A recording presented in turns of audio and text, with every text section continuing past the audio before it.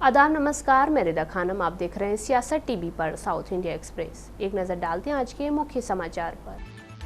प्रधानमंत्री नरेंद्र मोदी की तेलंगाना की आगामी यात्रा 13 फरवरी के लिए पुनर्निर्धारित की गई है। पहले ये यात्रा 19 जनवरी के लिए निर्धारित की गई थी, लेकिन पार्टी की राष्ट्रीय कार्यकारी समिति की बैठक की वजह से रद्द कर दी गई। हालांकि पीएमओ ने अब दौरे की नई तारीख को अंतिम रूप दे दिया है। अपनी यात्रा के दौरान प्रधानमंत्री नरेंद्र मोदी सिकंदराबाद रेलवे स्टेशन पर आधुनिकीकरण कार्यों की आधारशिला रखेंगे, जो 7,000 करोड़ रुपए के विकास परियोजना का हिस्सा है। वो सिकंदराबाद परेड मैदान में एक जनसभा को संबोधित भी करेंगे।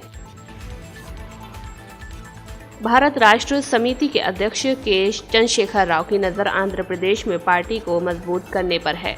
तटीय आंध्र प्रदेश में एपी राज्य इकाई बीआरएस अध्यक्ष टी चंद्रशेखर की नियुक्ति के बाद बीआरएस प्रमुख रायलसीमा क्षेत्र पर ध्यान केंद्रित करेंगे।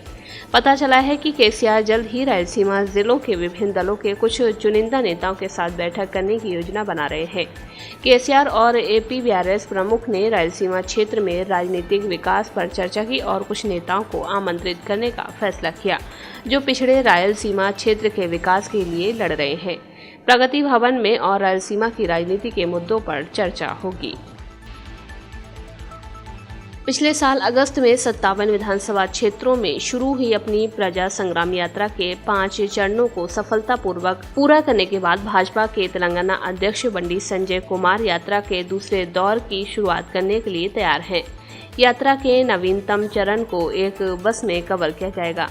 बंडी ने कहा कि हम शेड्यूल को अंतिम रूप देने की प्रक्रिया में हैं। हालांकि अभी तक 35 से 40 दिनों के अंतराल में 17 लोकसभा संसदीय क्षेत्रों को कवर करने की योजना है। हम प्रस्ताव देंगे कि यात्रा का एक चरण फरवरी के अंत तक शुरू हो जाए। यात्रा के दौरान केंद्रीय नेता हर उस लोकसभा क्षेत्र में भाजपा के प्रदेश अध्यक्ष के साथ शामिल होंगे जिसे वो कवर करेंगे। तेलंगाना प्रदेश कांग्रेस कमेटी के अध्यक्ष ए रेवंत रेड्डी ने आरोप लगाया कि मुख्यमंत्री के चंद्रशेखर राव के नेतृत्व वाली भारत राष्ट्र समिति कांग्रेस पार्टी को कमजोर करने के लिए भारतीय जनता पार्टी के साथ मिलीभगत कर रही है। केसीआर के शक्ति प्रदर्शन का जिक्र करते हुए रेड्डी ने कहा कि जहां 4 साल राज्यों के मुख्यमंत्री और अन्य नेताओं ने मुख्यमंत्री के चंद्रशेखर राव की मेगा रैली में भाग लिया, यही वजह है कि केसीआर बाकी विपक्षी दलों से मिल रहे हैं। रेड्डी ने कहा कि बीआरएस की बीजेपी से मिलीभगत है, इसीलिए केसीआर बाकी विपक्षी पार्टियों से मिल रहे हैं। वे कांग्रेस को कमजोर करना चाहते हैं और पीएम मोदी का रास्ता साफ करना चाहते हैं।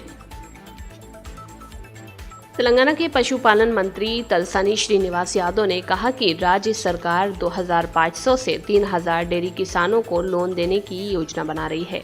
ये किसानों को भैंस खरीदने और विजय डेयरी के उत्पादन में योगदान देने के लिए किया जाएगा और 1 लाख लोगों को आजीविका प्रदान करेगा।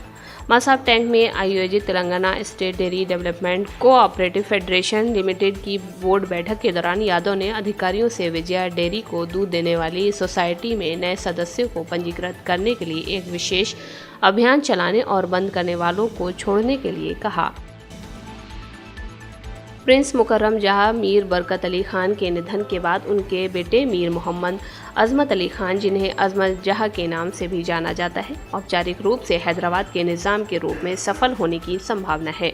सूत्रों के मुताबिक वो संभवतः अपने पिता के कहने पर निज़ाम ट्रस्ट को भी अपने हाथ में ले लेंगे। चूंकि भारत सरकार ने 1971 में उपाधियों को समाप्त कर दिया था, इसीलिए 63 वर्षीय व्यक्ति के पास 9वें निज़ाम की उपाधि नहीं होगी।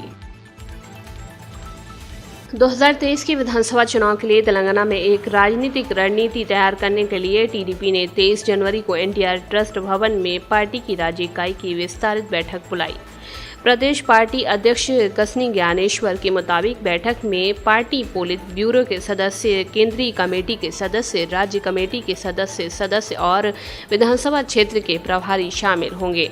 बैठक के बाद तेलंगाना टीडीपी इकाई के नेता हैदराबाद में पार्टी की कार्ययोजना पर चर्चा करने के लिए पार्टी प्रमुख एन चंद्रबाबू नायडू से मिलेंगे।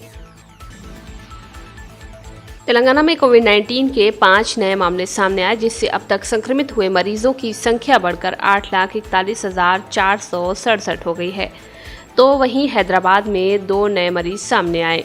स्वास्थ्य विभाग के एक बुलेटिन के मुताबिक पिछले 24 घंटे में 3 मरीजों ने संक्रमण को मात दी है। राज्य में अब तक कुल 8,37,337 मरीज ठीक हो चुके हैं। राज्य में मरीजों के ठीक होने की दर 99.51% दर्ज की गई है।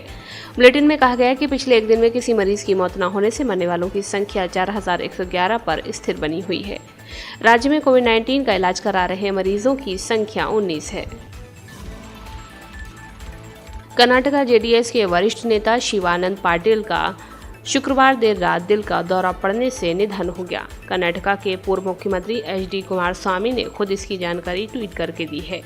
पूर्व सीएम ने ट्वीट कर लिखा कि जिन्हें पार्टी ने कर्नाटका के आगामी विधानसभा चुनाव के लिए सिदांगी सीट से उम्मीदवार बनाया था, उनका निधन हो गया है। मीडिया रिपोर्ट्स के मुताबिक शिवानंद सीएम कुमारस्वामी के साथ शुक्रवार को पंचरत्न यात्रा में हिस्सा लेकर अपने घर लौटे थे।